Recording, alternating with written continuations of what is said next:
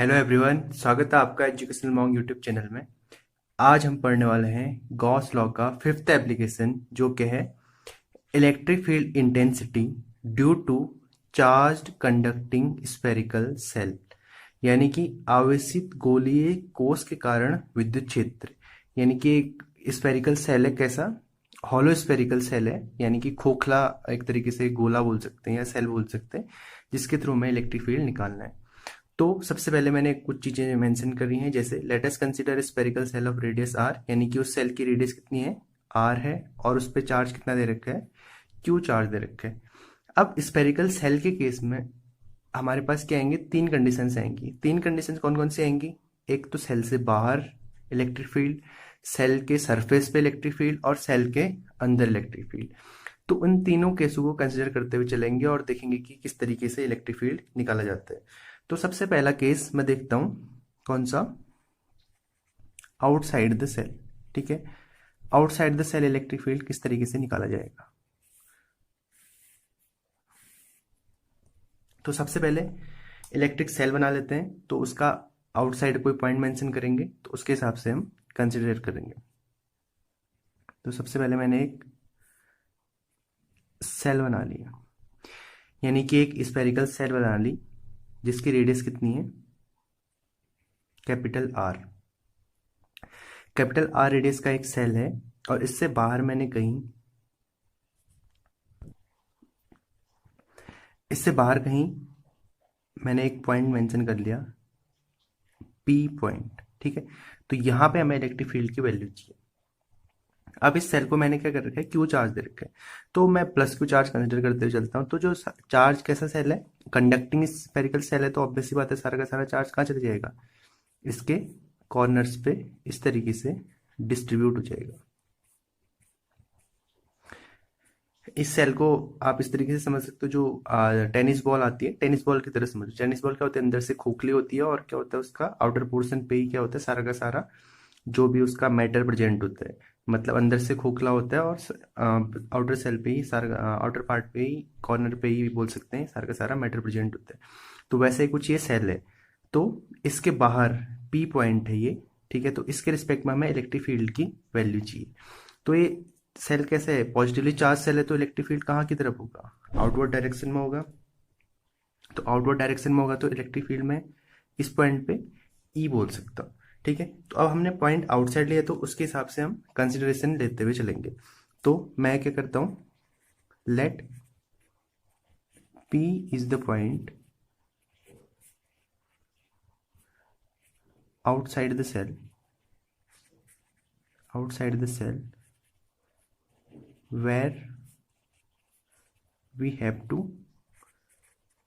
find out the electric field। ठीक है, तो अब जो P पॉइंट में हमें इलेक्ट्रिक फील्ड की वैल्यू चाहिए, तो उसके रिस्पेक्ट में अब हम क्या करेंगे, यहाँ अब एक गॉस लॉ का एप्लीकेशन है, तो गॉस लॉ का यूज करेंगे। तो गॉस लॉ का यूज करने के लिए क्या चाहिए, सबसे पहले एक क्लोज सरफेस चाहिए। तो P पॉइंट के रिस्पेक्ट में मैं एक सरफेस बना लेता हूँ, एक गॉसियन सरफेस एज्यूम कर लेता हूँ इस तरीके से।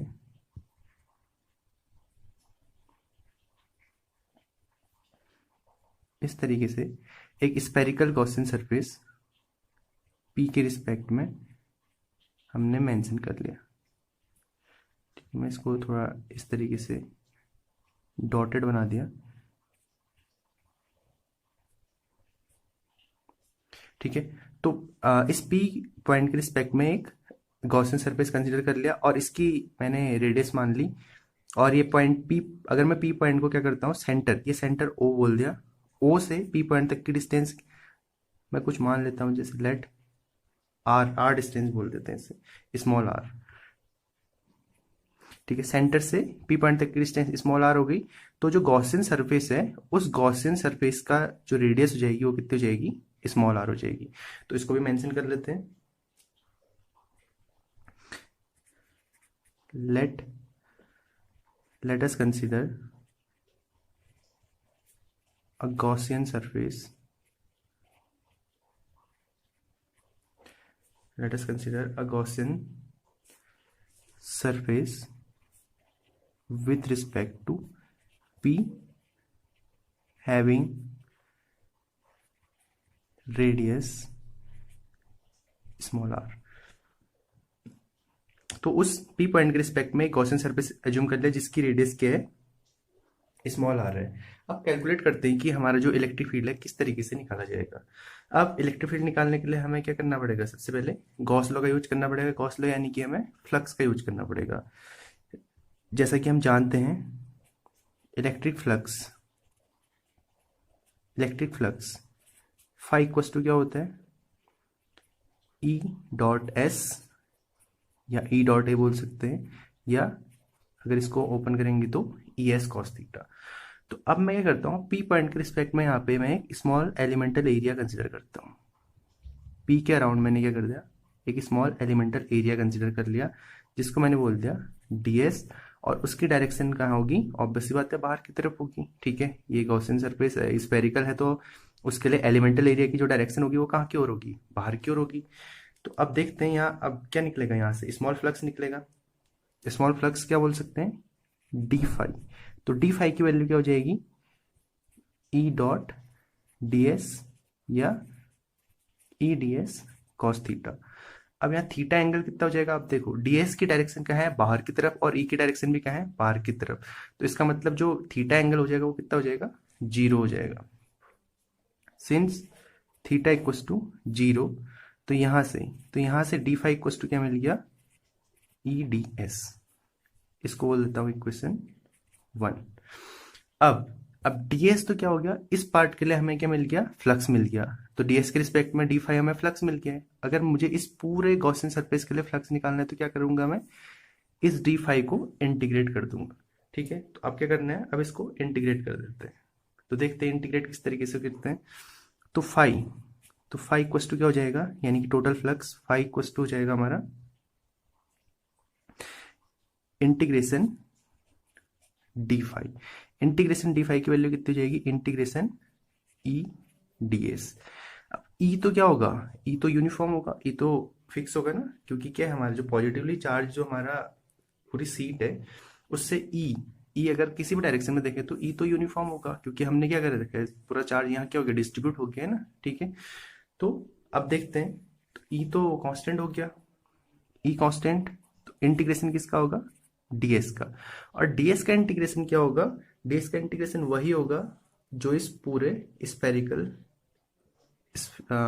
पार्ट का एरिया होगा। यानी कि ds को अगर मैं छोटे छोटे ds बहुत सारे मिलाते जाऊं तो ये स्मॉल r रेडियस का जो पूरा स्फीयर है बड़ा वाला, इसका क्या निकल जाएगा, टोटल एरिया निकल जाएगा। तो इस इंटीग्रेशन ds, यानी कि ds क्या इसका स्मॉल पार्ट है, अगर छोटे छोटे स्मॉल ds पार्ट मैंने मिला दे तो क्या मिल गया, हमें टोटल सरफेस एरिया मिल गया। तो इंटीग्रेशन ds की वैल्यू क्या हो जाएगी, total surface area of this Gaussian surface. यानी कि इंटीग्रेशन ds की वैल्यू क्या हो जाएगी, area of Gaussian surface.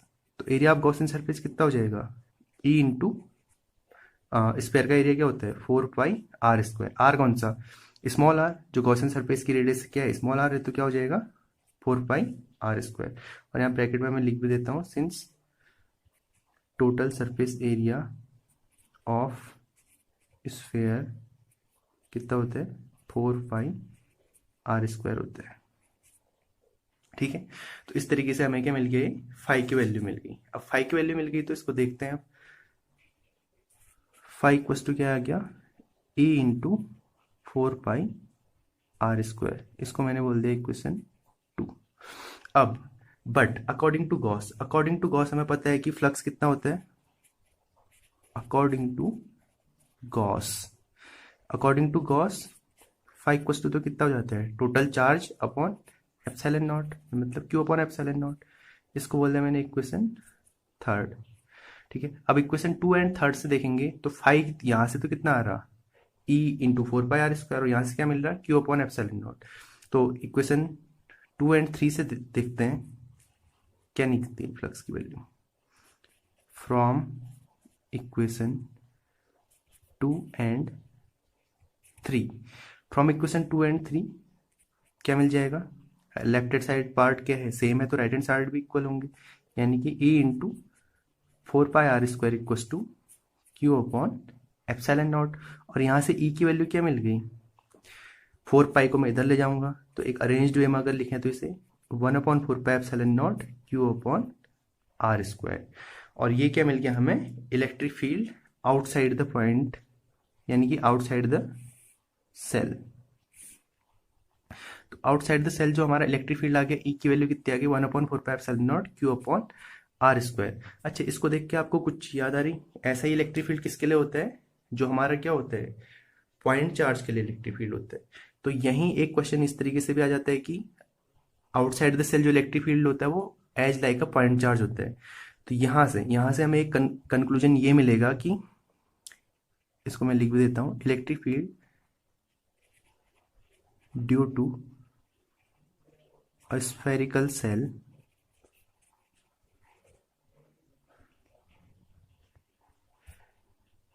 at outside is same as electric field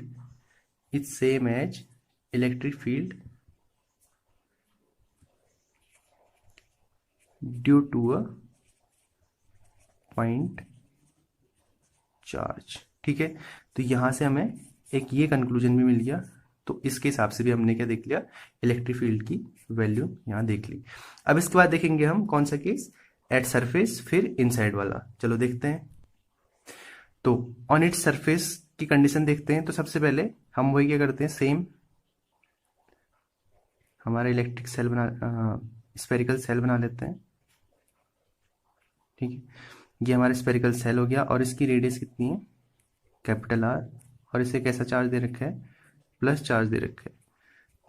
अब जो हमारा पॉइंट है वो कहाँ आ चुका है, इसके सरफेस पे। तो इसके सरफेस पे मैं लेट यहाँ पे पॉइंट मेंशन कर देता हूँ। ठीक है, जो हमारा पी पॉइंट होना चाहिए अब वो कहाँ पे आ गया है, इसके सरफेस पे। अब देखो, जो आर है और जो स्मॉल आर है उसकी वैल्यू क्या होगी, इस कंडीशन में बराबर हो गई है।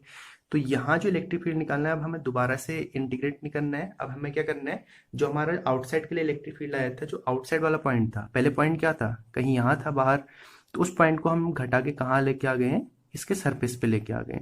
तो चीजें तो उसी तरीके से चलेंगी कि डीएस हमने स्मॉल एलिमेंटल एरिया लिया और इसके रिस्पेक्ट में।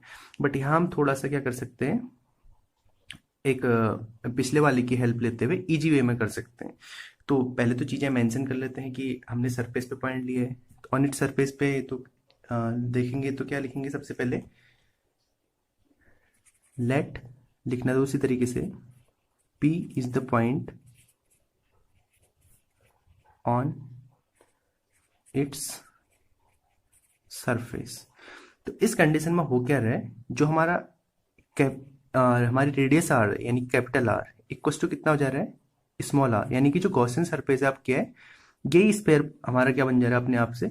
इसी के ऊपर हम ओवरलैप करते हुए गॉसियन सरफेस इस तरीके से लेंगे। अगर मैं इसके गॉसियन सरफेस बनाऊं तो इस तरीके से क्या आएगा, इसी के ऊपर आएगा, इसी के ऊपर ओवरलैप होते हुए।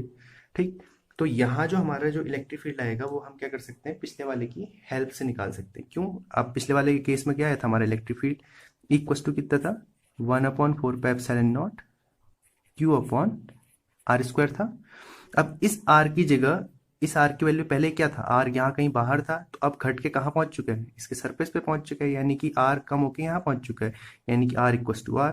तो हम इस फॉर्मूले में सीधे सीधे क्या रख सकते हैं, स्मॉल r की जगह कैपिटल R रख सकते हैं।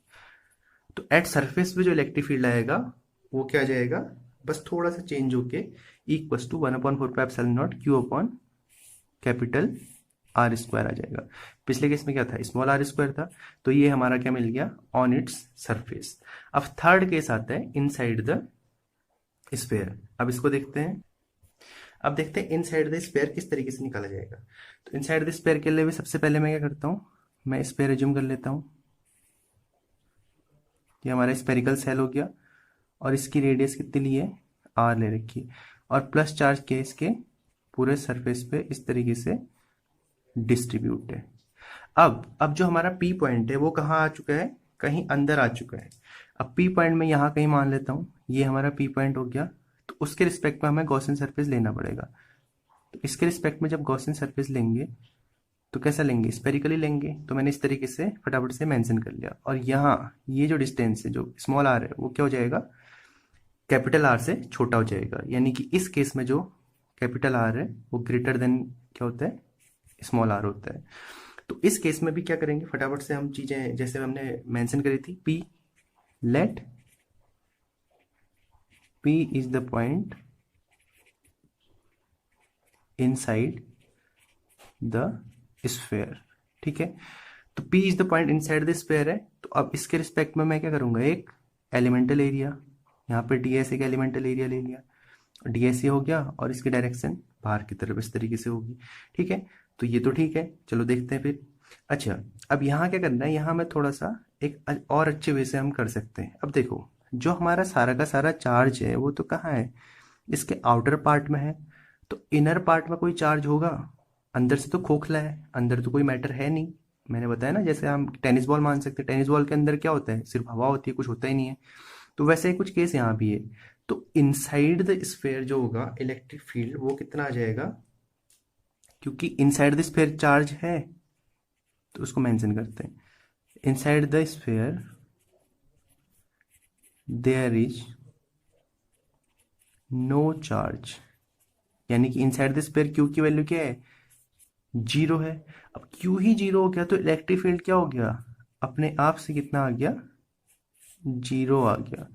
यानी कि इनसाइड द स्फीयर वाले केस में जो इलेक्ट्रिक फील्ड होता है हमारा कितना आ जाता है, जीरो आ जाता है सीधे सीधे। तो हमारे सिर्फ फर्स्ट केस निकालना था, सेकंड केस क्या हो गया, हमने फर्स्ट वाले की हेल्प से निकाल दिया। वहां क्या कर दिया हमने, रेडियस को क्या कर दिया, कैपिटल आर जो हमारी रेडियस थी वो क्या होगी, स्मॉल आर के बराबर हो गई। तो यहाँ इस तरीके से निकल गया। और इसी का जो नेक्स्ट वाला था तीसरा तो सबसे इजी है, यानी कि इनसाइड द स्फीयर वाला केस, इनसाइड तो कोई चार्ज ही नहीं होता, चार्ज नहीं होता तो ऑब्वियसली बात है इलेक्ट्रिक फील्ड कितना हो जाएगा, जीरो हो जाएगा, ठीक। तो इस तरीके से अब इनके बीच में एक ग्राफ भी आता है, कभी कभी एग्जाम में पूछ लिया जाता है, एक इस क्वेश्चन के साथ में ग्राफ भी मेंशन कर लिया जाता है। तो उस ग्राफ को भी समझते हैं, वो ग्राफ किस किस तरीके से किन किन चीजों के बीच में है। वो ग्राफ जो आता है वो आता है हमारा इलेक्ट्रिक फील्ड और रेडियस के बीच में, यानी कि जो आर जो हमने डिस्टेंस ली थी, ठीक है। तो उसको समझते हैं। अब जो हमने अभी तीन केस पढ़े हैं उसके रिस्पेक्ट में आप ग्राफ देखते हैं। तो एक साइड में दिखा देता हूँ इलेक्ट्रिक फील्ड और एक साइड मैंने दिखा ली जो डिस्टेंस है, और ये जो पॉइंट है ये हमारा क्या हो गया, जीरो, यानी कि यहाँ पे कोई डिस्टेंस नहीं है। अब देखो हमारा इनसाइड जो इलेक्ट्रिक फील्ड आया, मैं यहाँ पे सारे मेंशन भी कर लेता हूँ। इनसाइड वाले केस में इलेक्ट्रिक फील्ड कितना था, ई जीरो था। सरफेस पे कितना था, E equals to 1/4πε0 Q upon capital R square. और आउटसाइड, आउटसाइड के केस में कितना था, 1/4πε0 Q upon small R square, ठीक है। तो उसी के हिसाब से देखते हैं। सबसे पहले जो डिस्टेंस क्या थी, इनिशियली क्या थी, जीरो थी, फिर थोड़ा थोड़ा बढ़ी। तो हमारे इलेक्ट्रिक फील्ड कहाँ से आना शुरू हुआ, सरफेस से, सरफेस से ही हमारा इलेक्ट्रिक फील्ड मिला। सरफेस तक हमारा इलेक्ट्रिक फील्ड अंदर कोई भी पॉइंट ले लेते हैं हम, कितना था, जीरो ही था।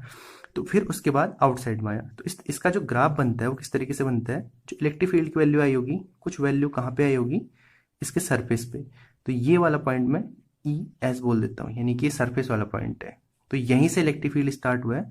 और कैसा है, देखो इनवर्स रिलेशन है, ई प्रोपोर्शनल टू कैसा है, 1/r² है, आर स्क्वायर चाहे कैपिटल हो चाहे स्मॉल हो, तो प्रोपोर्शनल टू 1/r² है। तो जब भी ऐसा इनवर्स वाला ग्राफ आता है प्रोपोर्शनल टू 1/r या 1/r² टाइप, तो उसमें ग्राफ किस तरीके से बनाना है, ऐसे एक सी बना देना है, ऐसे इस तरीके का सी, ठीक है। हमेशा हमेशा के लिए कंडीशन है।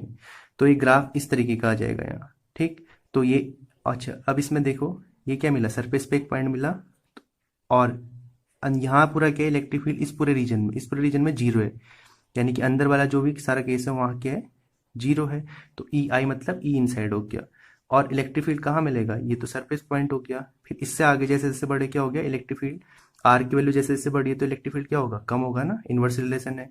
तो यहाँ से आउटसाइड वाला केस, ये वाला आउटसाइड का कर्व है। तो ई ओ मतलब आउटसाइड प्रोपोर्शनल टू 1/r²।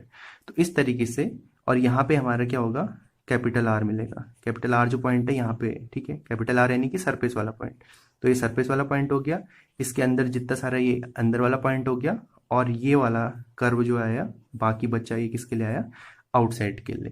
तो इस तरीके से ई और आर में हमने ग्राफ भी मेंशन कर लिया।